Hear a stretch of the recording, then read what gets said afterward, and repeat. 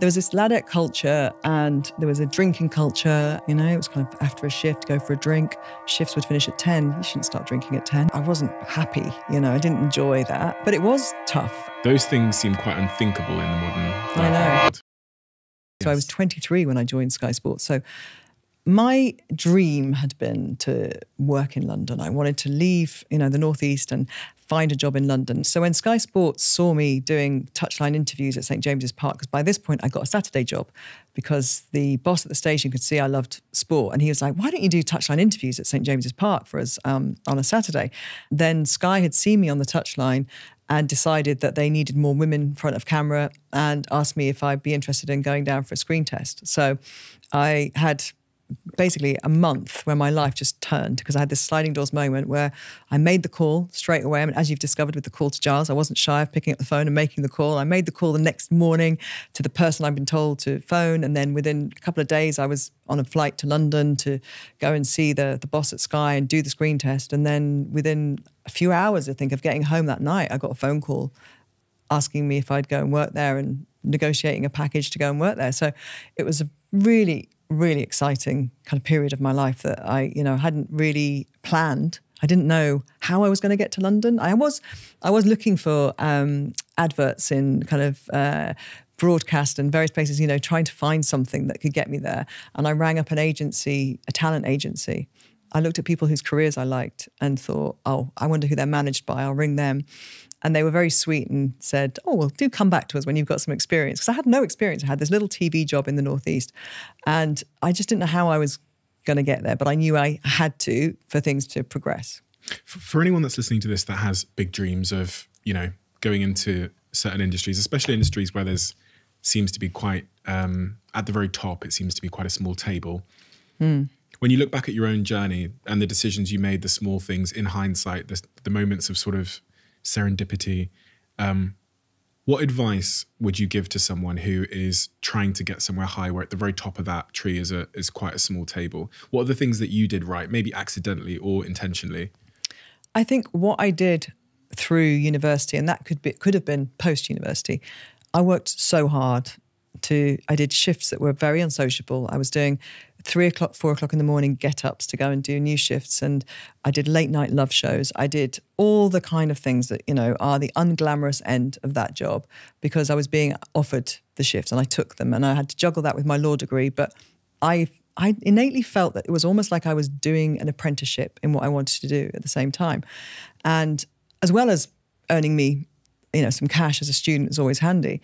But I was getting this experience and the hours and hours and hours of doing that meant that when I did get the opportunity at Sky and I felt confident about picking the phone up because I knew I'd had all these hours. I wasn't just somebody who'd done a few shows and, you know, even if I just had the 1 year working there at post-grad, I don't think I would have felt as confident. But I knew I'd put those hours in and I felt I wasn't going to be I mean, we've all got an element of imposter syndrome, but I didn't feel I was going to be out of place because I knew I'd had all that experience, those hours. So I think you've got to put the groundwork in, you know, and not expect things to happen too quickly in the sense of, you know, don't overforce those things that you'll feel the time's right. You know, you feel like, okay, I knew I was ready to move on around that time. But in that year of post working full time, it wasn't until towards the end that I really felt I was ready. I knew that all that stuff I was doing was really important in building the building blocks of your career. So I think it's really important to put those foundations down, and you'll always benefit from that. Your next period of life was at Sky, which was, as you write about it in the book, a very sort of male-dominated, egotistical environment. How did that shape you? How did that impact you? Walking into Sky back in those days, I mean, everybody in football was a man, right? You say in the book, I think you say 90% of the people behind the camera were men. It was a very male-dominated environment, and it was obviously very early in the infancy of Sky. Sky was only a few years old at that point. The Premier League was only a few years old.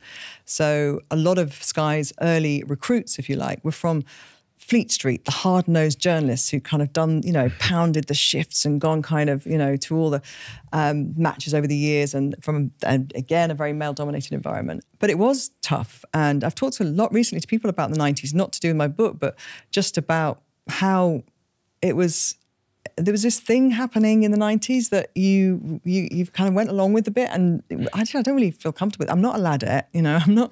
There was this ladette culture, and there was a drinking culture, and it was all about the music of the time and everything else. And I think football was in this centre of all of this as well, because of the newness of Sky and the newness of the Premier League. And it would have been easy, I think, to lose yourself in that. And there were times where I felt like I was trying to conform and, be the person that, was able to banter with the lads and have that kind of, riffing and all of that. But it didn't make me feel very good. I didn't really like that person. So I wasn't completely at ease with myself, I would say, there. You write in the book that you didn't like yourself very much during that period. I didn't like myself very much, but I always seemed to forget that the next time I was drinking.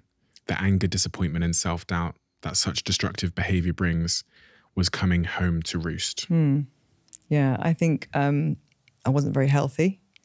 I'd gone from being somebody who had run half marathons when I was in Newcastle, ate a really brilliant diet, to suddenly I was doing late shifts, eating badly, drinking more alcohol than I'd ever drunk when I was at university. I wasn't a massive drinker. And suddenly it was a bar culture, it was kind of after a shift, go for a drink. Shifts would finish at 10. You shouldn't start drinking at 10. It's not a good time of day to start drinking. Weekends, I knew nobody when I first arrived in London. So it was, what's everybody doing? How do I get a social life? Where do I go? What might, so you'd be invited somewhere that would involve being in a bar or being involved in a club. And so I was slipping into kind of bad habits. And I think there's part of me feeling like, oh, well, this is what it is to be an adult, Is this how I behave now? And there was a good 18 months really where I was putting on weight, didn't feel good about myself at all. And then it becomes a self-fulfilling prophecy almost, and you kind of go, oh, well, I'll put on weight now. I may as well just carry on eating the Magnums. I may as well carry on eating drinking the Chardonnay. And I wasn't happy. I didn't enjoy that. But it kind of became a habit, I guess. Talk about the 90s, and it's quite hard for someone like myself to imagine the culture in an office and in a working environment at that time. When I was reading some of the quotes from the book about how you would walk through the office and someone would shout at you about which football player you've been sleeping with, or someone comes up to you in the office and makes a comment about your ass and tells you that it's going to drop by the time you're 30. Those things seem quite unthinkable in the modern working world. Especially somebody of your age. And when I told my daughter, who's 17, she just, it defies belief for her. And yet when I speak to people my age, they reminisce almost about, I spoke to an actress the other day who's the same age as me, and she was talking about things that people would say in auditions even, and and I think it's really positive that you think that is so unthinkable, because that means things have changed. And I think it's amazing actually, kind of, that for me it doesn't seem that long ago, but actually, it's a few decades ago, and society has changed. Our expectation of each other has changed. Our expectation of how we're to be treated in the workplace has changed. And that comes through representation as well, because those offices were very male dominated. And I think there were probably a lot of men in there that weren't comfortable with that, but they didn't feel they could speak up because of that culture that was there. And that's not healthy for any business or any environment. I always quote, I made a documentary on women in football, and I remember Karen Brady saying to me that, who's the CEO of West Ham, and her saying to me, I never invest my own money in a company that doesn't have a woman on the board. This was about 14 years ago, 13 years ago, I made this documentary. And she said, not because I think that's going to, that I'm trying to make a point, but I know that board is going to be more representative in terms of how it views its business, how it views its future and its budgets and everything else that its plans for the business. So I always remember that, because when I look at that office, I think, well, how could that environment ever really have different voices and different opinions? And because the big loud kind of more misogynistic ones were dominating everybody else, and people didn't feel they could speak up, you know, and didn't feel they could talk, and it didn't look like society. It didn't look like a football terrace, or it didn't look like or how we perceive a football terrace to look now, which is people from different ethnicities and people from different backgrounds and different sexual orientation, and all those different things that that office didn't represent. And that office was, as I say, not unusual. That would have been across many industries how things looked. So I think it's really important that we have now more representation, diversity in everything that we do because of that. But at the time, that was really normal. So, you know, that wasn't, I didn't feel like I was in an unusual place. I didn't feel like, oh, I wish I went somewhere else where it was a bit, you know, people were a bit kinder.